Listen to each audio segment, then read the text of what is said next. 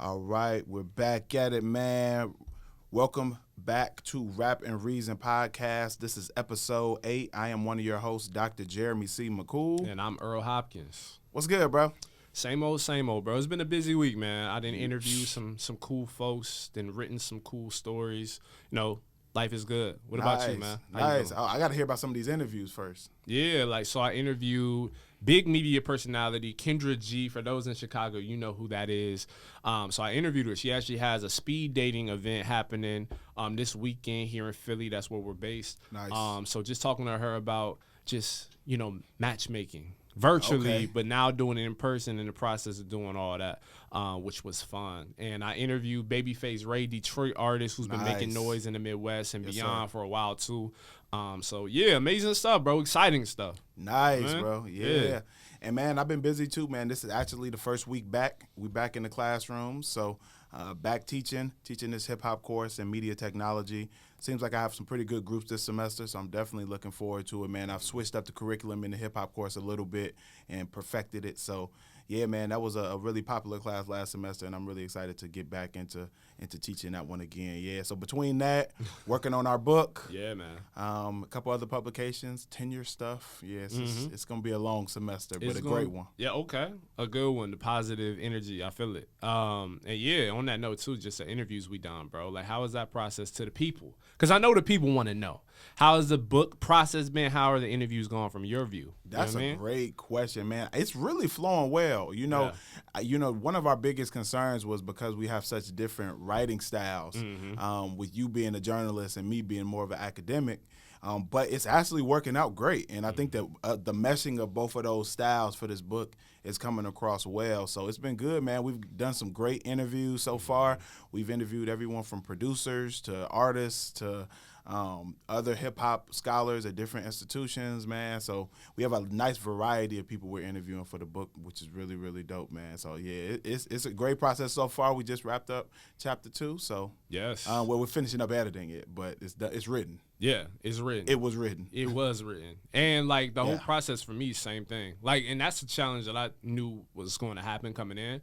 I don't read a lot of, books done by 2 or more authors, but I can imagine how complicated that can be just working in the newspaper industry when you're working on a story with another journalist. Like, that's already complicated enough.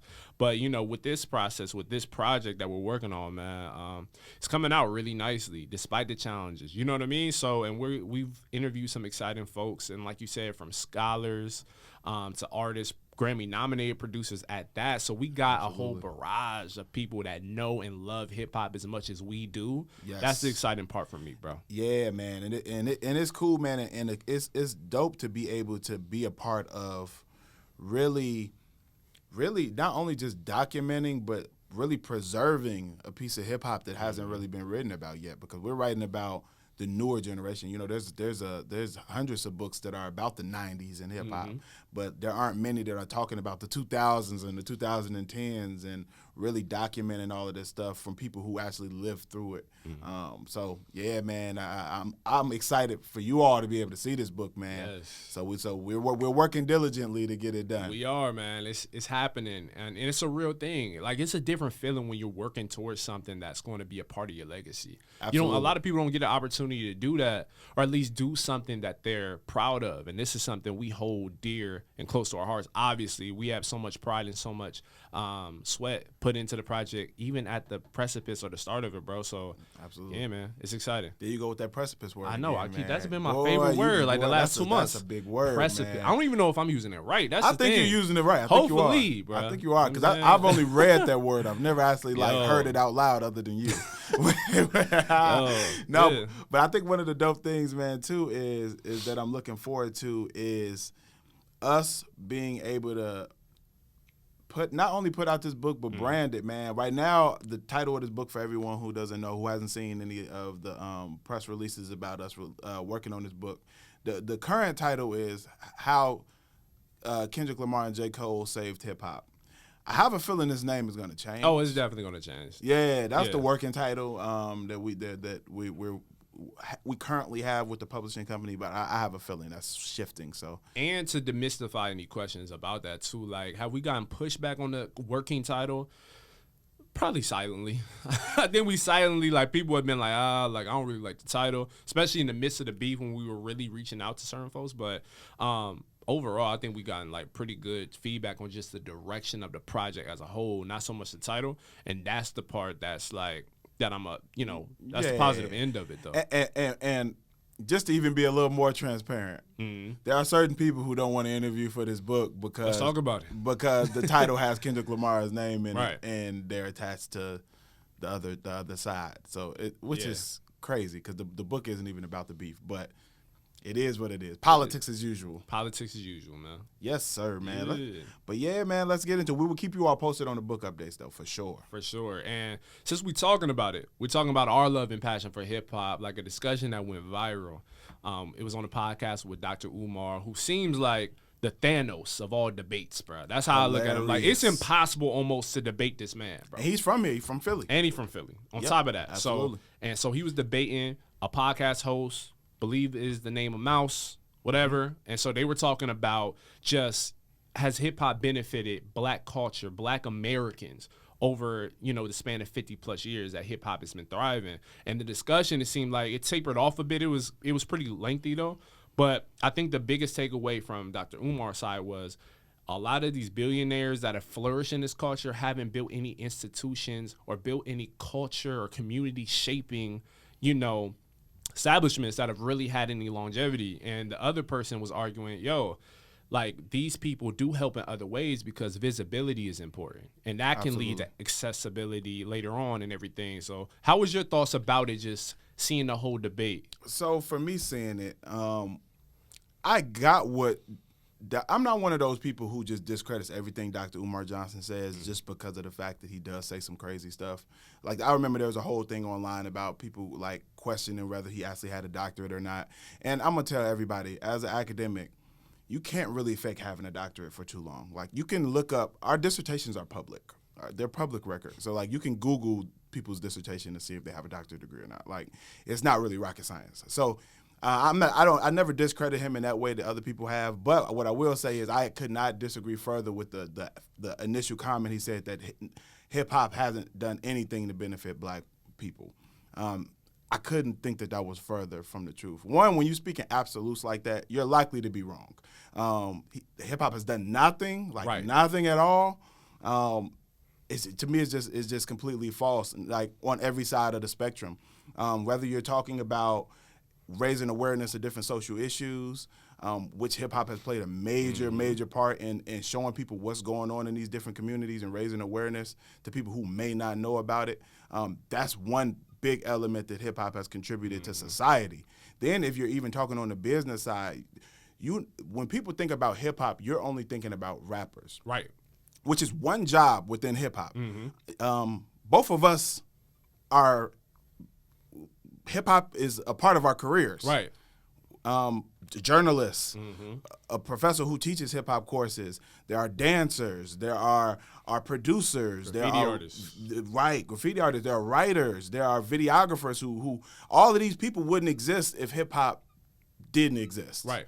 Like, there's an entire industry out here. An ecosystem based on one of my friends from Chicago, a couple people I know who are professional dancers. They are hip-hop dancers. That's what they do for a living. They do nothing else other than dance. Like, there is so much that has derived from hip-hop, even on an economic level, as far as that. So, I mean, if you're saying, I think what he means is the music business hasn't done anything for black people. And if that's your argument, as far as record labels and us not controlling hip-hop monetarily as black people in America, then I agree. Now, if that's the argument, which I think is what he was really trying to get at, but I think he was also judging hip-hop based on just violent gangster rap music, which is completely unfair for the genre. You know what I mean? That's one sector of the genre. Right. Like, you're just gonna ignore all of the conscious rap that has empowered and inspired an entire generation of people, and just emphasize the one sector of it. So, in that regard, man, I thought it was completely off base. And one other thing that he said that I've heard a lot of people repeat is this notion, and I wrote about this back in 2021. If anybody wants to look up the article, I think it was called hip hop didn't cause poverty, hip hop didn't cause gun violence, poverty, and broken homes did. And I wrote that for diverse issues in higher ed. And one point that I made in there is that people often use Chicago and some of these cities as the examples of like, look at what rap music is doing to this city. And I point out in that one, the murder rate peak in Chicago, the peak murder rate in the city of Chicago was in 1980 before gangster rap even exists. So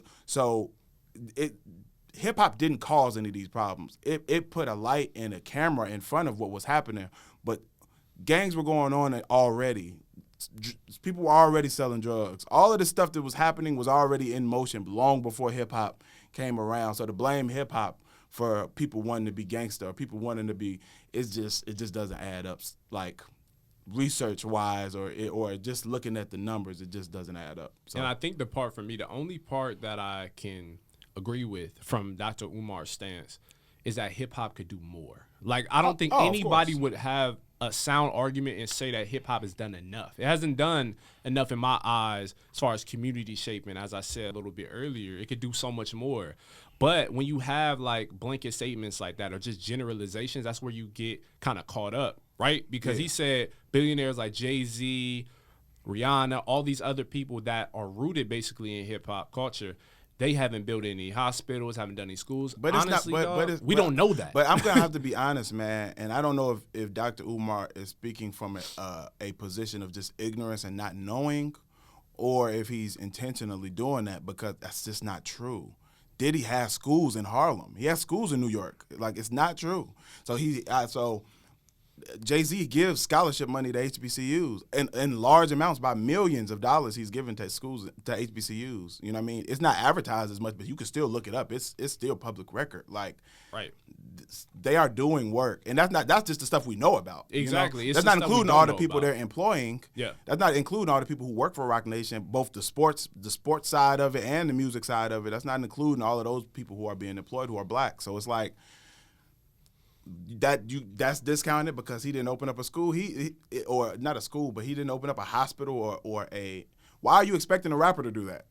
And we don't know if they haven't. that's my whole thing. It's just like we don't know who these people are, what they do behind closed doors on all fronts, including institution building. That's a fact. Right? And on top of that, like that's a big assumption. Right. And I don't like the idea of you just pointing to rap artists as the center of that, right? Like that dysfunction, as he said, or degeneracy that was like thrown in the conversation and debate as well. Like there's other artists that you need to point to too if you're gonna open that Pandora box. You know what I mean? So and I agree, because why aren't you talking about any other genre of music? Why?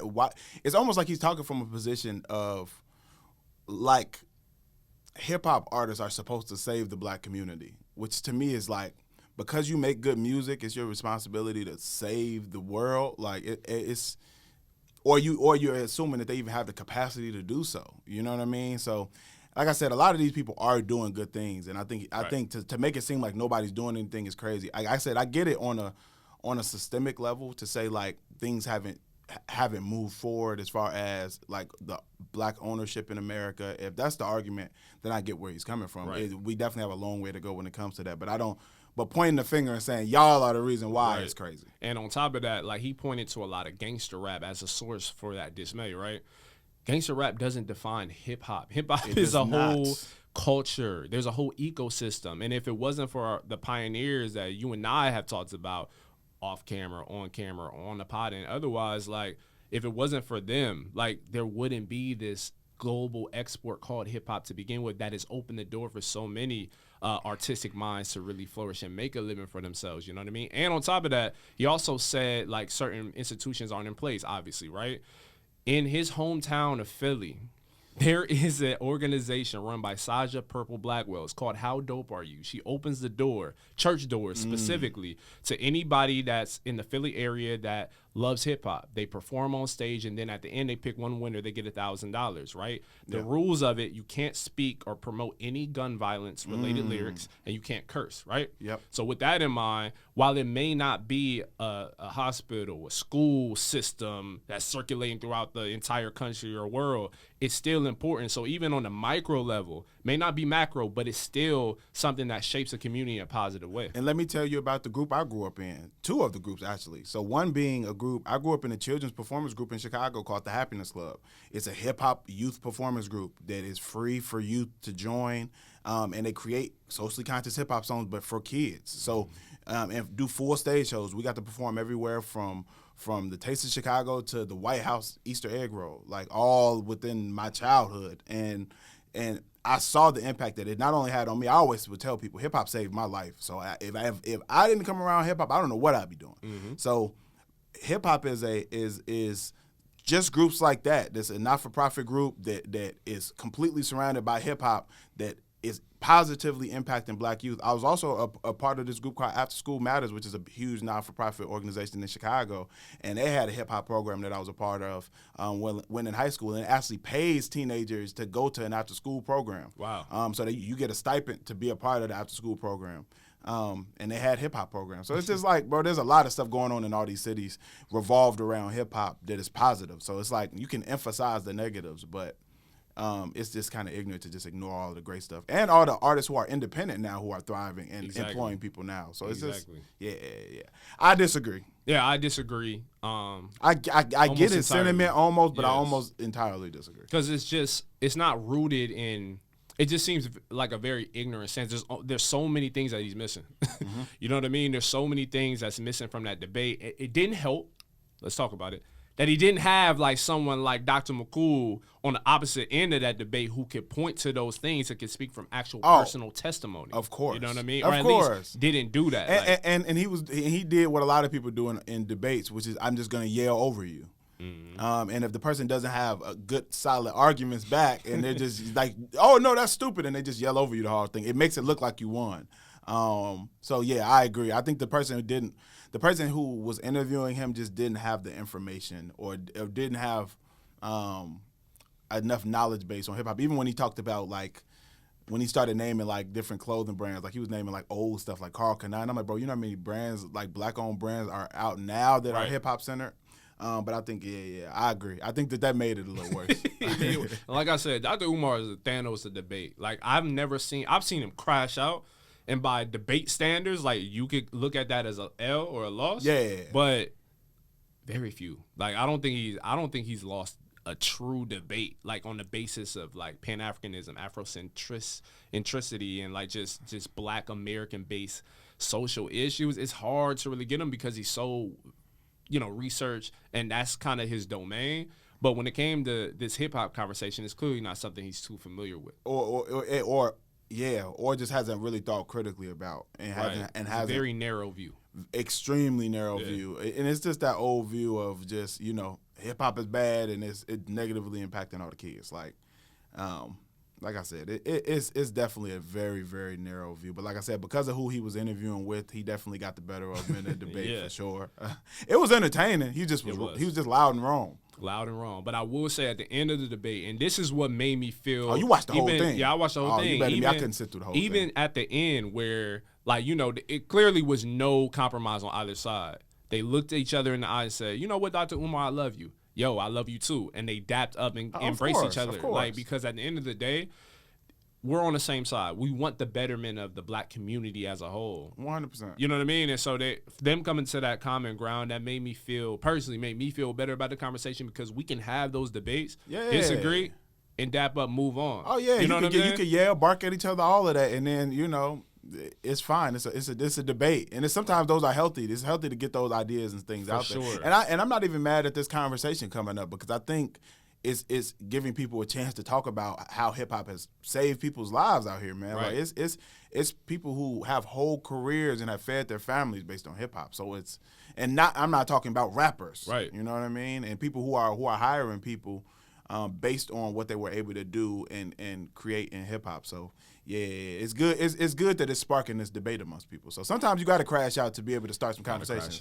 And if there's anybody who's gonna crash out, it's gonna be Dr. Umar. It's typically him. Yes. Yeah, jumping up and down off the couch. I'm leaving. Like, you know what I mean? That type of very stuff dramatic is what I love to see as like someone that just wants that type of entertainment, bro. Because it's hilarious, bro. And I think because both of us have more relaxed personalities, that I think when you see people act like that, it's like, oh, okay, this is real extra. You're doing a lot. Yeah, it's real performative. Real performative. But he knows what he's doing. We're not gonna act like he's from Philly, so he knows what he's doing. Oh, of course. Absolutely. He's pandering a certain audience that's gonna laugh at him, support him, whatever else, but he knows what he's doing. He's incredible. One thing that they can't say about someone like a Dr. Umar or someone else that's relatively in that space, can't say they are dumb.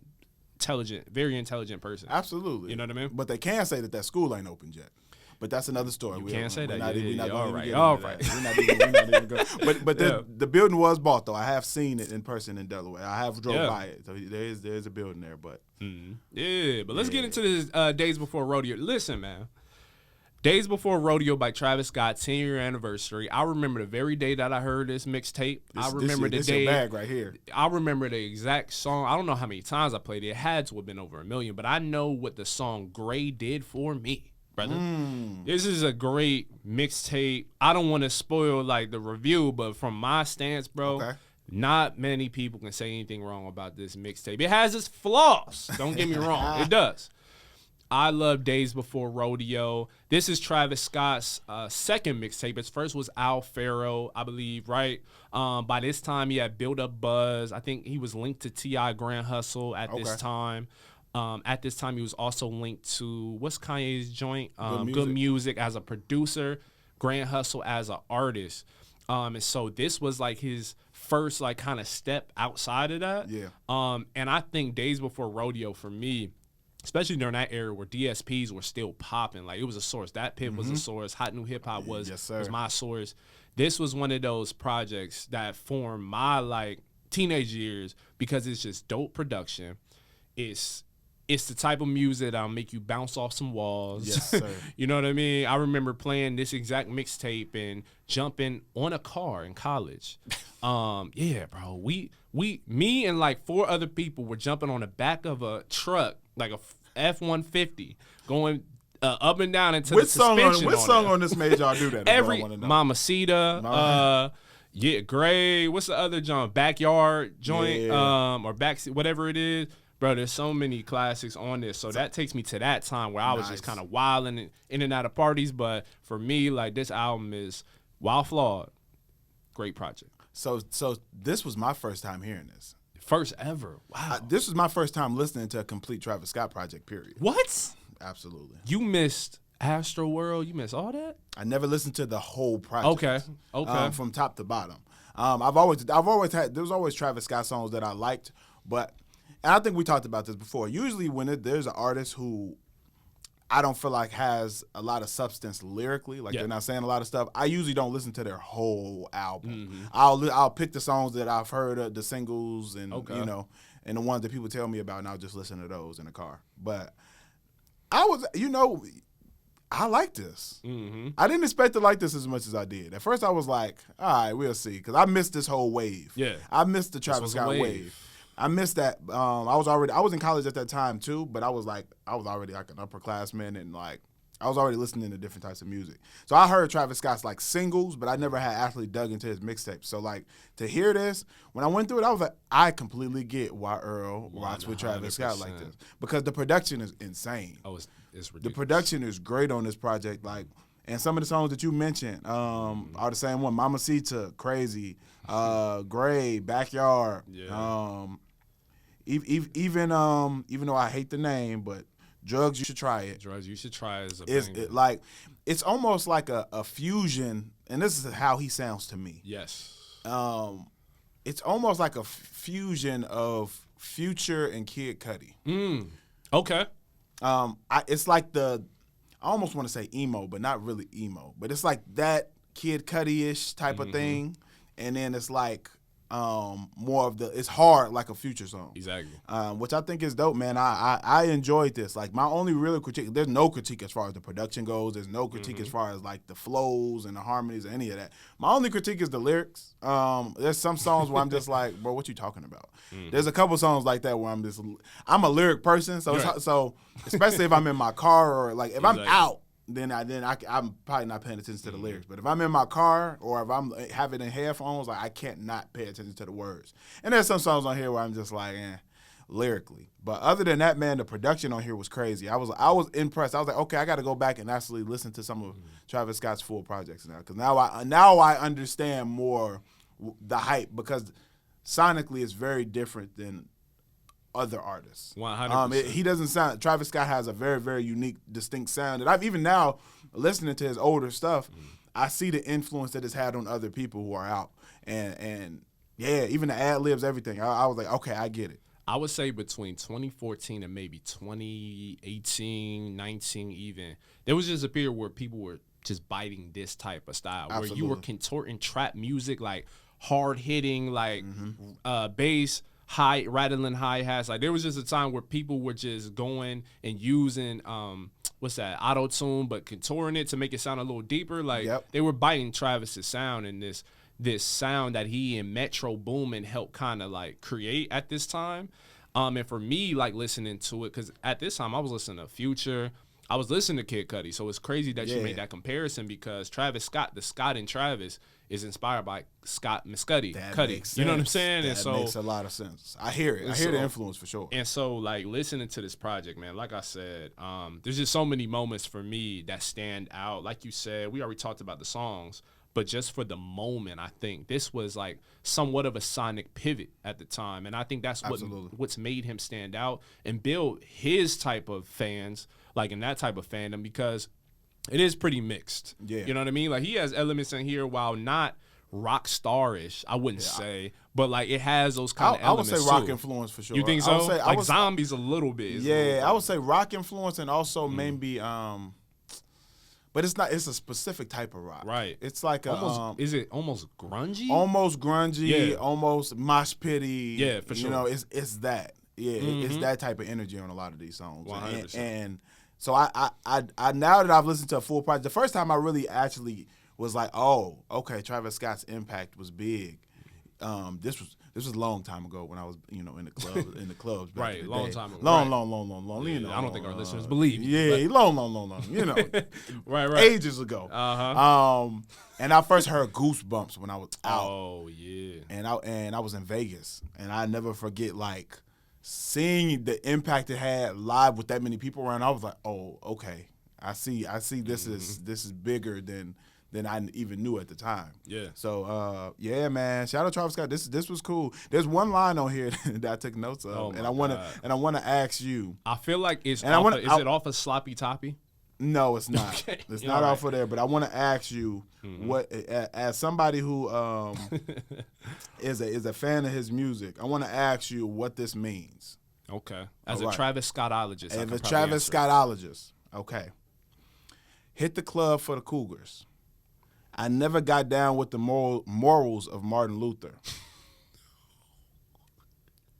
Can you explain that to me? Sir. Bro. I'm going to read it one more time for you. I'm going to read it one more. Yeah. Let me read it one more time. Jump. Hit the club for the Cougars. I never got down with the morals of Martin Luther. Okay. So I'll say this. I always mumble that because I thought it was just a mumble. So I didn't know that's literally what he was saying. Now that I know. That's crazy.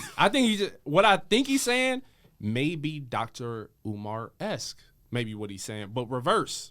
Maybe that's what he's saying. Maybe like I ain't subscribed. That don't even make any sense though. What they got to do with the Cougars? Yeah, maybe because they're of a certain taste, flavor. Maybe. You supposed to be the Travis Scottologist, man. You got to break it down. I don't know, but you're right. That is one thing for sure. As a Travis Scott fan, an early one at that, you have to deal with that type of stuff. You just have to soak yourself into the vibe and the arena that he's creating for you as a fan. You cannot think deeply about these lyrics because there's not much to think about, brother. That's just the reality of the situation. There's not much to pull from these lyrics. Like, one of my favorite songs is Basement Freestyle, Backyard. But my favorite song, I already talked about, is Gray, because he actually is talking about something. So that's ironic. Like me as a fan, I always want to see Travis do that. And so when he does it on a song like Astro Thunder or a Cocoa Bean, which is off of Astro World, that's the Travis I love to see. When he's actually, despite how kind of limited he is as a lyricist, right? He's still able to pull something for you emotionally, even on Apple Pie, which is his debut album, Rodeo, right? Like, he's able to do that. So he's capable. Oh, he's capable. I heard it. And Gray was the standout. For sure. The standout for me lyrically when I heard it. And I was like, okay. He's capable. But it's just like, when you have a McDonald's deal, you got Jordans, your own brand of Jordans, our own style of Jordan shoes. You don't have to do that. You know what I'm saying? That's an unfortunate part. But, again, I think this is like a transformative project for that era. His reign as one of the more exciting hip-hop acts has only continued in the years since this, man, in the 10 years since this. What I do love is these album or mixtape reviews, getting these samples clear, getting whatever things need to get checked off and re-releasing them, like Chance the Rapper did with Acid Rap, like for its anniversary. So I love when artists do this. So, yeah. Yeah, man, it's really cool, and I think that leads us into our next topic. Yes, sir. And that is favorite mixtapes. Woo! Now this is gonna be a good one because, man, it's very hard to narrow. There's so many eras of mixtapes, and for us to both of us really have grown up. We grew up in the mixtape era. Or what they sometimes some people call the blog era, but really it is the mixtape era. So let's go one by one and talk about some different mixtapes and why that one stands out to you when you're thinking about some of the most impactful or your favorite mixtapes. That's tough. I'll say off the top of my head, Live Love ASAP. Okay. By ASAP Rocky. Joey Badass, 1999. That's okay. That was it for me at that time. Okay. Dream Chasers 1. I'll actually go Dream Chasers 1 by Meek Mill. Okay. Man, this is tough, bro. But yeah, no, it's hard narrowing down. So we can just say a couple. Okay, and then so what was it about Long Live ASAP that did it? I think Long Live ASAP made me recognize what was possible as like a hip hop listener, right? Like as a fan of a certain artist.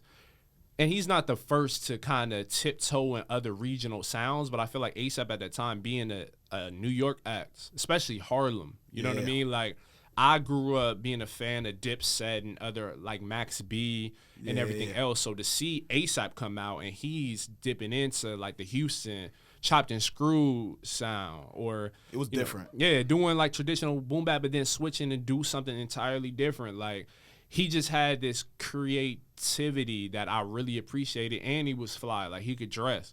And he was just charismatic. So all those things combined, it just made me really just dive into that project a lot. And then his earlier work just, like, built on the momentum he had with songs like Peso or, collaborations he did with Pharrell. So, yeah, like, I would say that's what it is for me. Another mixtape that comes to mind is Wiz Khalifa's Cushion Orange Juice. Oh, man. Bro. Let me tell you. Tell the me. Impact that Cushion Orange, that was actually one that I was going to name. Yeah. Cushion Orange Juice, I remember, I want to say I was in high school when that came out, and I remember, man, it had barbershops going crazy. And this is even in Chicago. It was just like everybody was playing that mixtape. Yeah.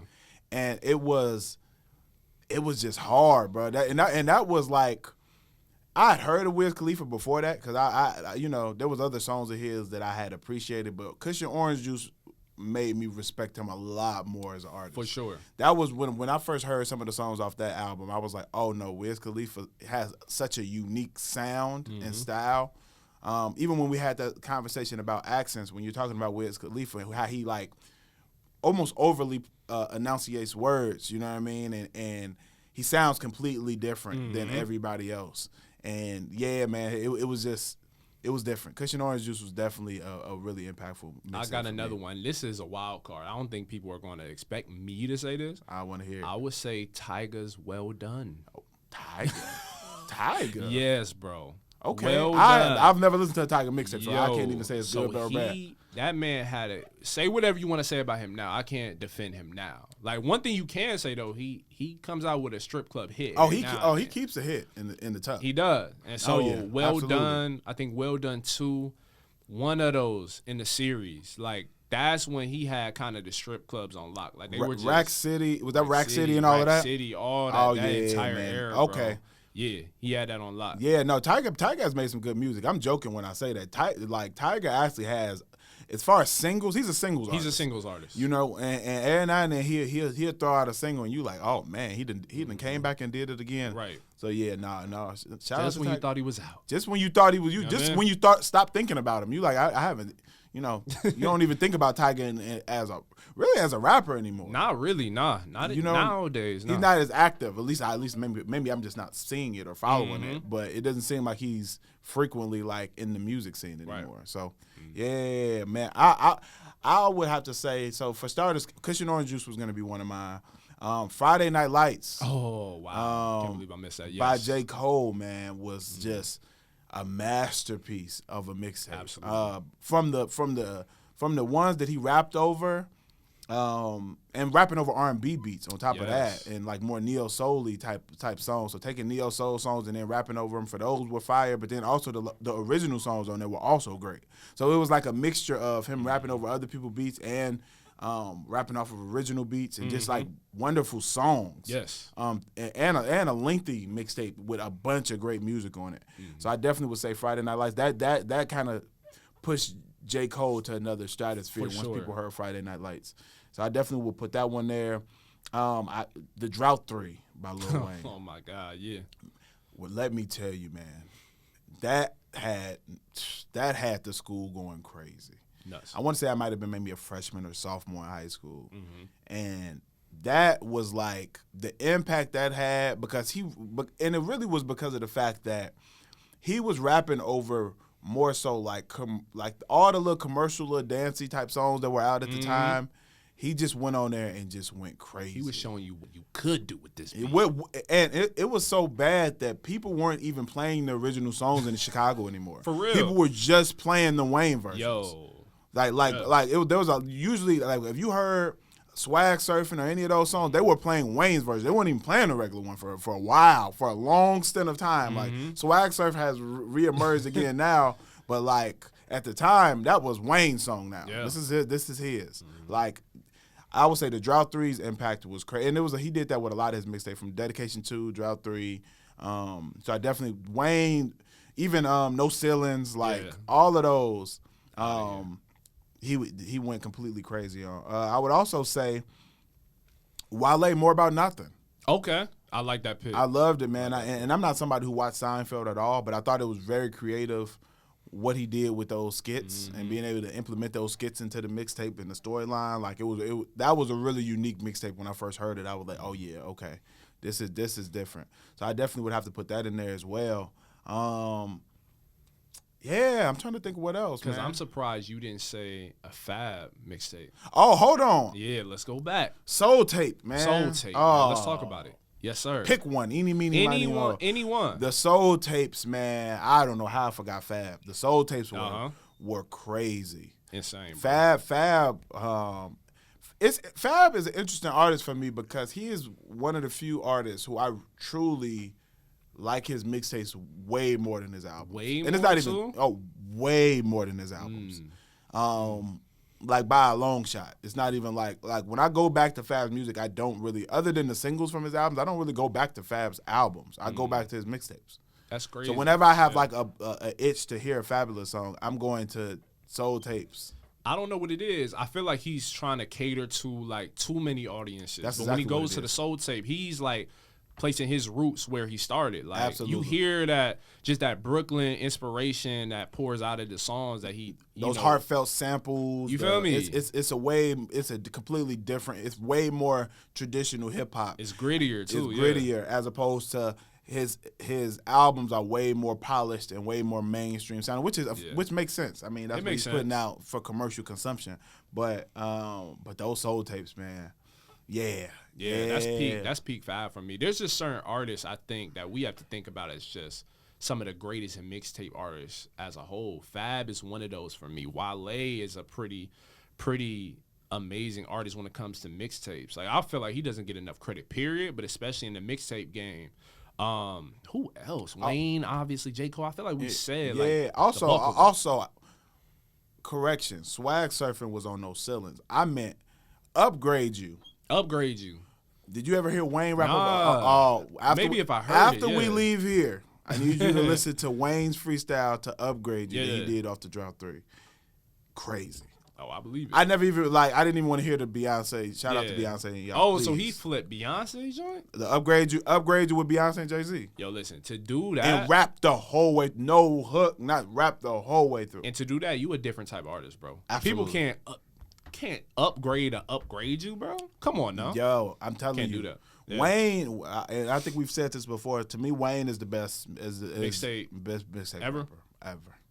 I don't even think it's not that close, bro. Because it's not close, maybe, period. He just went on a run that I don't think we've ever seen, and I don't think we will ever see again. Now, I'll tell you somebody who tried to go on the same run, who made a respectful effort, and that's Future. Like, when he pulled out Monster, he pulled out 56 Nights. He had a moment, but no moment was bigger than Wayne's moment. I'm sorry, bro. Yeah, Future's music definitely had a big impact. I know a lot of people who love Future. I have a love-hate relationship with Future's music. There's songs that I can't deny that are just that great that I'm like, especially like DS2. I was just like, bro, like this album is crazy.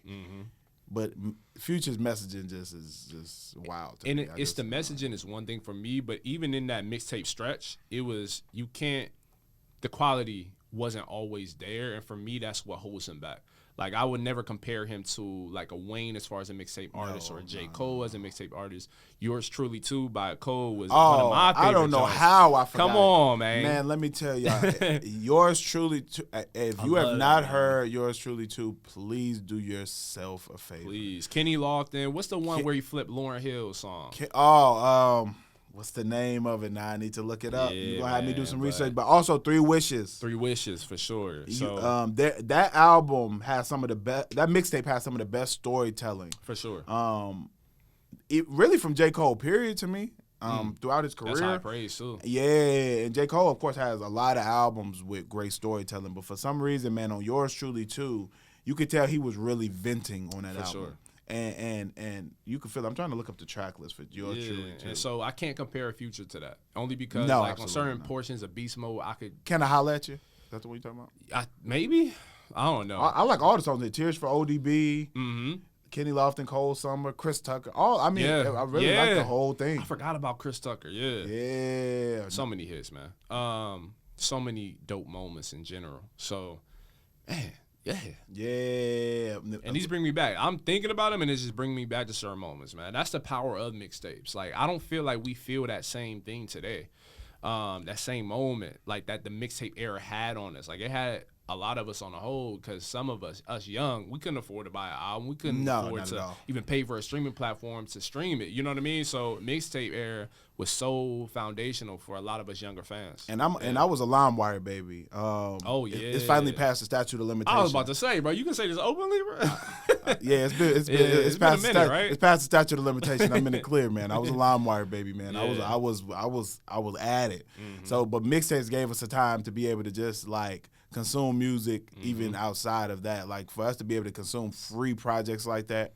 And artists, you can tell they had a different level of freedom and not as much label input with their mixtapes. So that's why I think a lot of artists, their mixtapes are better than their albums, just because of the fact that they were making the type of music that they wanted to make and just putting it out into the world without label input and labels trying to shape their songs. And, well, no, we want it to be a little more commercial. Or like a lot of mixtapes, I feel like you got what the artist really wanted to put out to the world, which is gonna be their best art. Yeah. So the mix, man, it's sad now that we don't really get that. I know. Like, I'm thinking about it now again, just how many mixtapes like impacted me. But now they're just putting out little EPs or little projects, but they're still like or they're leaking songs now, and it just still doesn't have that same effect because even at that time, the mixtape era, people were giving you still structured projects. You could tell they cared. Oh, absolutely. You know what I mean? And so like we don't get that now. Some of the leaked songs, cool, but like it doesn't have the same allure though. No, not at all, not at all. And even that leads me to something. Did you listen to the new Drake 3-pack? No, I didn't. Tell me about it. Okay, we could talk about it on the next one, man. I'm gonna be honest, man. It was two of them that was all right. Okay, they were all right. Okay. I listened to them and was like, okay, all right, I see where you're going with this. Yeah. There was two of them I liked. There's one of them that I was like, yeah. But there were two ones that were solid. So what I heard was he addressed like the Kendrick Lamar beef. Like, did he address it or no? Okay. It sounded like it could have been applicable, but if it was very like subtle. Okay. Hence, it was more so, you know, how you hating on me when I help make your career type of stuff, which is like that can't really to me that don't apply for Kendrick though, because it's like Drake didn't help Kendrick get hot. Like Kendrick, that's not like the songs he has with Drake aren't like his biggest songs. Mm-hmm. So it didn't sound like a Kendrick diss to me, but I don't know. More like maybe a general diss. It sounded like a general diss, and it sounded like he probably was throwing some shots at some of the other rappers who kind of jumped ship during this whole thing, more so than it did to Kendrick specifically. But right now, because of what happened, I feel like anything Drake says, they're going to think they're going to put a microscope to it regardless. Yeah. But I can't say for the long run, like, stop this subliminal stuff, bro. It's done with. I don't like when artists do that in general. Like, just, bro, if you going to pop your stuff, like, pop it. Like, you know what I mean? Like, right. We don't have time to decipher certain things unless you're doing it in a way that Hove did it, like someone like that still made you want to dance to the songs and everything. And if you knew about the situation, you would know. You know what I mean? Like, I love that type of way to do it. Absolutely. And No Face is the one that I thought was cool. And the hook was but like Drake was rapping really well on No Face. I thought that the production was real cool on that one. SOD is catchy. Okay. I think that one's going to end up. That one might have maybe his new.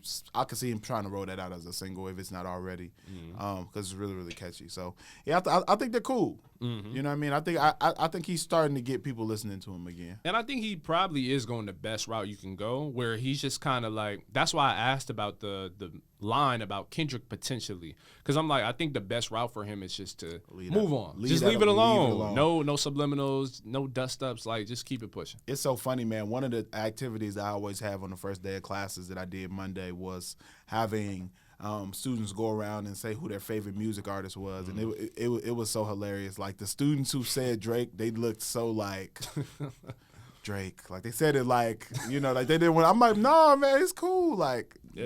It was so weird. I could tell it was like they were like, I don't know if I want to say. What did you say to them? Tell me what you said. Oh, I had to give one funny joke. I had to. One of them was like when one of them said Drake, I was like, man, how you holding up?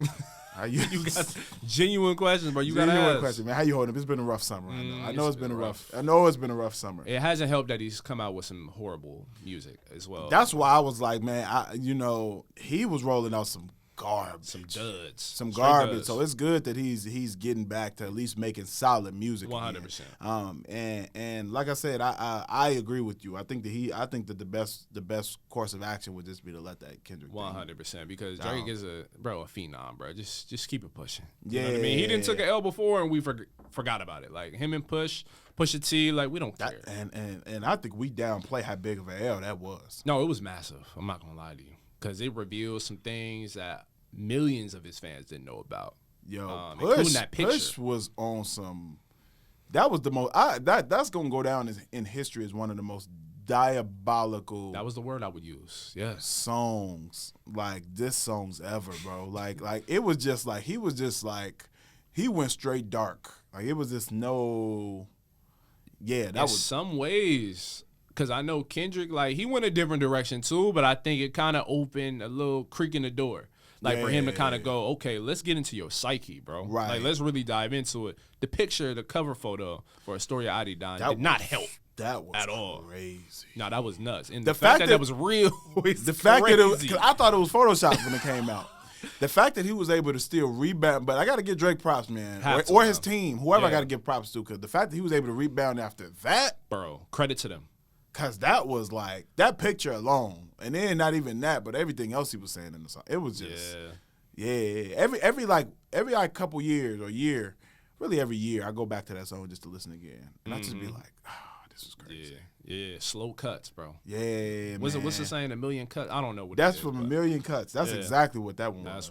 It was surgical. Like surgical summer. Yeah, that's what he said. That's exactly what he said in the song too. Yeah, no, bro. But I think that it's going to be it's interesting to see him going back out there putting more music out. I don't know how effective this whole 100 gigs thing is as far as just rolling out all of these clips and behind the scenes. Yeah. What do you think about it? I think it's a good distraction. That's what I think it is. I think it's to deter like people who are still caught up in that kind of that cloud of what happened earlier in the year.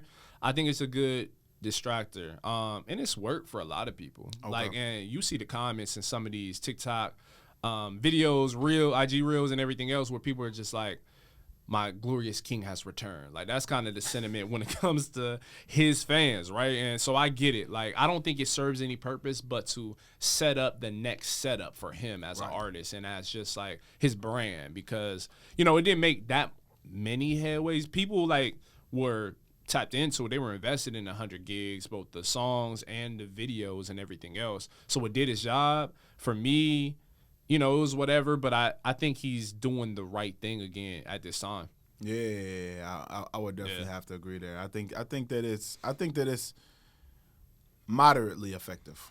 Okay, yeah. I think it would have been more effective to take a break and then come back out with this. And come back out strong. But I wonder. Yes. This is just a random music business spinoff. We don't have to talk about this for long, but I wonder with that record deal, you know, when you sign a deal that's worth that much money, I don't know if you had the option of taking a break. Because we don't know what commitments he has to adhere to. Yeah, like even with us just signing a book deal, we know like there are terms. For sure. You know, with any contract you sign, there are terms and deadlines of things that you need to produce. There are deliverables. For sure. So it's I wonder if like what those deliverables are for a record deal that big. I would assume you got to roll out some music every couple months or whatever. So because we know what the numbers, what someone like Draco do. Like he's feeding probably whoever he signed a contract with. Like he's probably the engine behind whatever movement they kind of got going on. He's too big an artist not to. So yeah, I don't know what deliverables he has to set, but I hope that they're better. You know what I mean? Going forward than something like a Hey Delilah. You know what I'm saying? I'm going to go back to that. That was terrible. Terrible move. But going forward, I think, despite me bashing it, I think 100 Gigs has some redeemable stuff. And I'm sure like with the 3-song drop that he made, I'm sure it has some redeemable qualities as well. So yeah, I just want to see the Draco old, bro. That's all I want to see. Yeah, man. I'd like to see him go more in the Nothing Was the Same. For sure. Realm. Or even maybe Take Care. Would you want to see him go back into the R&B, I think that might be too R&B to go into after this. Okay. I don't think you can go from a rap beef to that soft of music.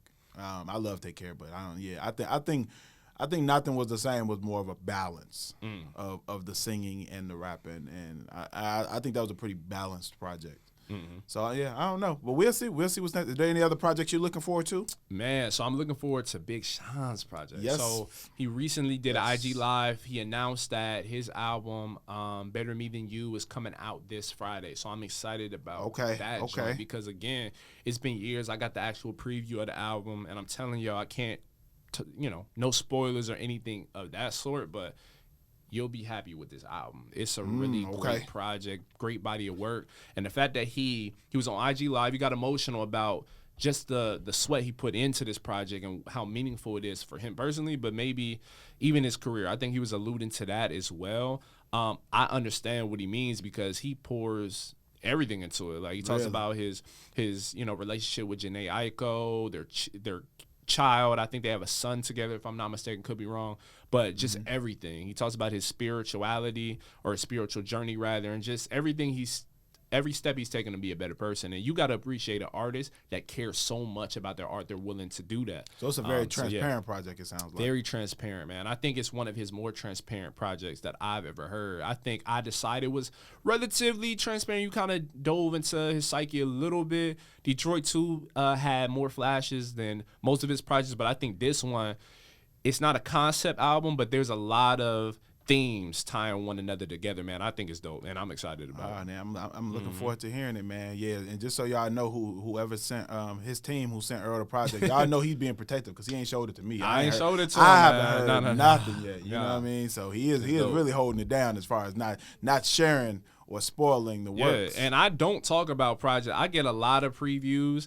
Usually I just keep it to myself. You know what I mean? I don't share my opinion on them because I just rather the people come up with their own opinion, obviously. But I think this is one of those projects where it's just like, yo, I got to let people know, like, he's cooking. He's cooking on this project, man. So I'm excited about that one. Who are you excited about? Any upcoming releases? I don't know about how soon they're coming, but of course everybody's looking forward to K-Dot's project. Oh, yeah, man. I'm also looking forward to, man, I want to hear Jid's new project, man. I listened to JID's last album, The Forever Story, a lot. Amazing project. It's really, it didn't get the credit. Not at all. I don't know. That should have been a Grammy-nominated album. Just a great project, just top to bottom. Like the themes, the music, the lyrics, everything was just so on point. Yeah, so I'm looking forward to whatever JID does next, man. I'm definitely looking forward to his next project. I would also say Chance. We've talked about that. For sure. I'm definitely seeing what Chance is gonna roll out next. I'm interested, and then, you know what? I'm actually interested to hear what the new Clips album sounds like. Yo, yeah, I forgot they're coming back. I'm interested too because his brother I know went on a spiritual journey and isn't really talking about the you know. And like because Malice has been on, or No Malice has been on various other songs with Push and others. Bro, he can still rap. He doesn't need to dive into, you know, like the clips talk we're used to like hearing. Like, it's cool. Like, he can still rap, and every time you hear him, you're reminded of how well he can rap. So I'm interested to hear, because I think this is going to be, I think they have the chance to make their I hate to always use 444 as the example, but make their introspective, really personal and really transparent album. Because I remember even hearing a snippet a while back about a song that they had did about their mother. Yeah. So it seems like I'm hoping that they go in the direction of a really transparent, heartfelt album between them two, and I think that they can get into some really powerful conversations with No Malice taking that journey. Sure. And not choosing to talk about certain things in his music anymore, but Push still being the one who still is talking about that in his music. So I think they really have a chance to do something special with this project. So I'm looking forward to it. Yeah, and just on just artists in general, I'm looking forward to. Smino, I love Smino. Like okay. I got to do some research. Jordan Ward, all those artists, man. I'm just excited about just more music come. Yeah, man. Lil Russell put out some stuff that I like too, man. I'm looking forward to his new project, man. He's putting out some he's dabbling into some other genres, man, but he's doing it well, which I think is pretty dope, man. He wrote out a song with Twista, a snippet of the song, or the Twista verse of the song. Hard, man. So yeah, I'm looking forward to what Lil Russell does. Now, Lil Russell put out like 4 albums a year, so him and Larry June, man, are they cranking music out at a rapid rate. It's crazy. That a lot of artists who are signed aren't able to even keep up with, man, because they're really changing the dynamic of how media is being consumed as far as music. Yeah, it's cool to see what those. It's mostly the artists out of the Bay who putting out music. There's something in the water, bro. But you know, E40 was like that. E40 got a whole bunch of albums. Oh, he's crazy. Yeah, the Bay is like that. I don't know what it was. Maybe it was that blueprint that Too Short laid out of just putting out a whole bunch of projects and selling it out the trunk. Or Mac Dre, whatever's in the water, bro. Like it's crazy, and I love the fact that they're so collaborative with each other too. That just makes it even doper and more special. You know what I'm saying? Yeah. I'm still singing Lil Russell's "What We Doing." Like I'm singing that all around the house. So yeah, man. Yeah, man. Definitely shout out to Lil Russell, man. I think what he's doing with music is definitely different, man. He's tapping into a lot of different types of music, which I think is cool. And he's doing it independently. Wow. And that goes back to that conversation we had about Dr. Umar. I think, and he might not be aware of this new evolution of mainstream artists being independent now, and I don't know if he's missing that these artists who are independent are touring on major tours now.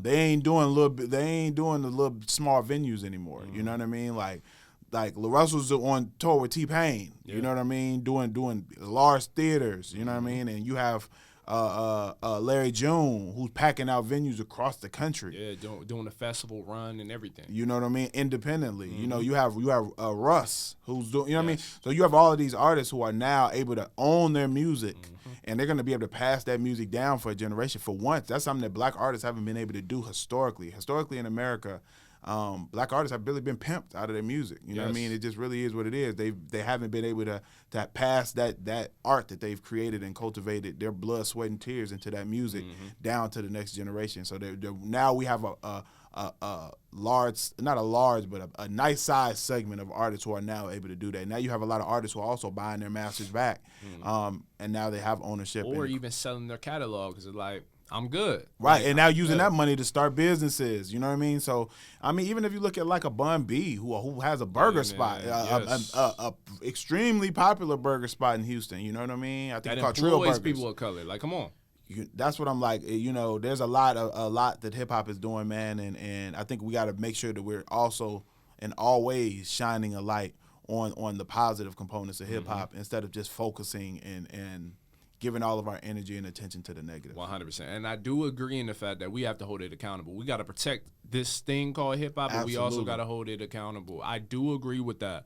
Yes. And I think like by also shining a light on it and also talking about the things that are being done is a way to do that as well, bro. You know what I mean? You can't just like focus on one side or the other. Both have to like kind of come together. Yeah, because that energy has to be put into shining a light on all of the great things that is happening to hopefully motivate other people to engage in that as well. And empower them, yes. And that's why our book is so important, man. It's important that I don't know if y'all are pay attention to who writes these books on hip hop, and so when you look up these, or not even just hip hop, but black music. Yes. A lot of times they don't look like us. Yeah, that's a fact. I just read one. I just read one too. Great book by it was about Nipsey Hussle's by Rob Kenner. Great book. He's not us. I think he would even acknowledge that himself. You know what I'm saying? Obviously. I've read. I recently got done. I'm still finishing it up, but just the guy done reading the chapter of this book about Prince that was put out. Also, an author. You know what I mean? Not one of us. You know what I mean? And there's nothing wrong with that, but it's just saying that for us to be able to we're going to have a different take on this stuff, and we're going to be able to touch on issues differently, being people who are actually from the culture, man. So yeah, hip-hop, man, hip-hop has helped our careers. Absolutely. It's helped thousands, if not millions of people. So, yeah, man, shout out to hip-hop. Shout out to hip-hop. And shout out to y'all, man. Y'all need to subscribe, like, share, Rap and Reason, man. Hey, stop playing, man. When you listen to this, man, hit the subscribe button, man. A lot of y'all listen to all our video clips, and y'all ain't subscribed, man. I need y'all to hit that subscribe button. Follow us at Rap and Reason on all socials, TikTok, Instagram. What else we got? I think it's that's it. Yeah. Oh, okay. But definitely subscribe on YouTube. That's the biggest thing for us. And listen to us on Spotify and Apple Podcasts. Y'all act like y'all can't tune in on the audio side. Y'all can. So no excuses. Yeah, man. Yeah. Man, stay up with us, man. We on episode 8. We love seeing the growth. One thing is, man, we're growing this platform from the ground up. But the dope thing about it is, man, the listeners we do have are highly engaged and are also are consistent. You know what I mean? They're knowledgeable. They know about the culture itself, man, hip hop in all its forms. So that I love and appreciate too. Yeah, man, this is a platform for the true hip hop fans, man. If you're really into hip hop, if hip hop has changed your life in any way, if you're somebody who appreciates lyricism and just music in general, man, this is gonna be the show for you, man. So make sure you're subscribed and following everything, man. Yeah. Shout out to y'all. Episode 8 in the books, man. Yes, sir. Yes, sir, man. Rap and Reason. Out.